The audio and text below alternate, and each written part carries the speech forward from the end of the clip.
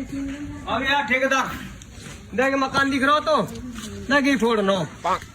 आधा तो फूटो का आधा सही फोड़नो तो समझ लो धक्का मार गिरा देगा या तो तू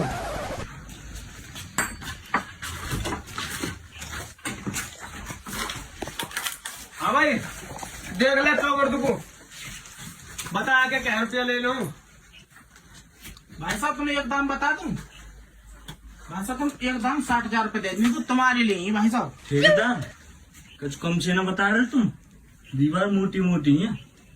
रात तू खरबूजे की चांद के ये बता है कितने चला ना 60,000 रुपए ले भाई कड़ी निकालेगा ले या तो फाले या तो ले फाड़ के अपने हिसाब किताब देख ले बिजाज तू और तू है भाई जाएंगे 60,000 ला गई हम 60,000 हमको होते ना तो महल खड़ो कर लेते हैं असली मोटी है तुम्हारी दीवार। चल तुम जाने ठेकेदार सारा दिख मत जाइए काट के रहो तुम